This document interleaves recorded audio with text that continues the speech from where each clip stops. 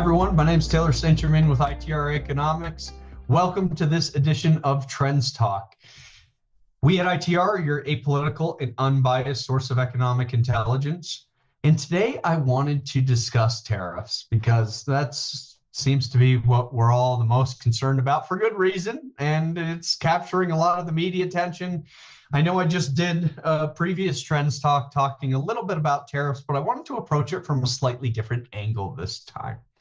Now, I first wanted to give a shout out to my colleague, Michelle, who wrote our executive summary in the latest edition of the Trends Report. Michelle's a brilliant economist, and please go check out that executive summary because there's a lot of good information as it relates to tariffs. But I wanted to call out a chart that Michelle shared in that executive summary. What this chart highlights is the different commodity good, and whether it's something that we source domestically or is imported. Now, Michelle highlighted a number of different industries and categories, but there were some industries that really stood out to me. And, the question again is important because it begs the question of how much are we producing domestically versus how much are we having to import from overseas? And of course, if the percentage of this industry or good is primarily imported from overseas, then tariffs are going to have a lot bigger impact on that, right? And so Michelle did a great job of laying this out, and she highlighted industries that have a high percentage of their commodities domestically sourced versus imported from overseas. So let me share some examples of exactly what I'm detailing here. For example, when we look at petroleum and coal products, about 91.1% of petroleum and coal products are domestically sourced. So only 8.9% are imported from overseas. Again, an industry that might be less likely to be disrupted in a major way or experience major inflation as a result of tariffs, because so much of that production happens here domestically. Another example is food.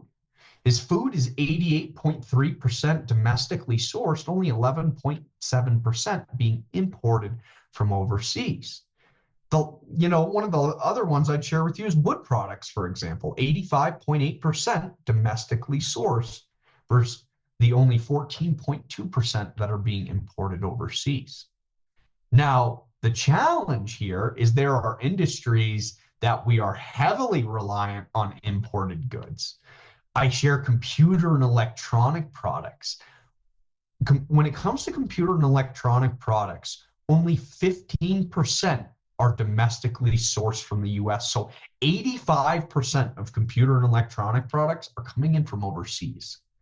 That industry is going to be one that can be very exposed to tariffs, very exposed to additional inflation, and very exposed to disruptions as a result of these tariff policies.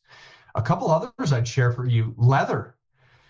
93.1% of leather products are imported from overseas. Apparel's another one that's up there very high. 96.1% of apparel and accessories are actually imported into our country from overseas. So industries that have these high import percentages, those are industries that are going to face a lot more disruption as a result of tariffs. Again, Michelle detailed on this chart a number of different industries.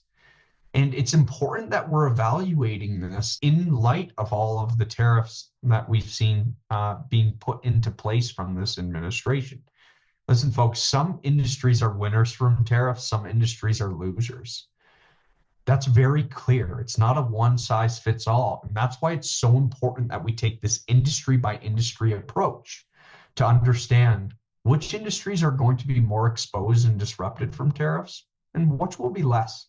And a lot of that comes down to, are we domestically sourcing or are we importing from overseas? So please check out that article in our Trends Report. That's the executive summary from April. This tariff situation's changing by the day, and there's a lot that we'll continue to need to monitor and talk about on future Trends Talk episodes. Thanks so much for joining me on this episode of Trends Talk. Please remember to like and subscribe to Trends Talk wherever you listen to your podcasts.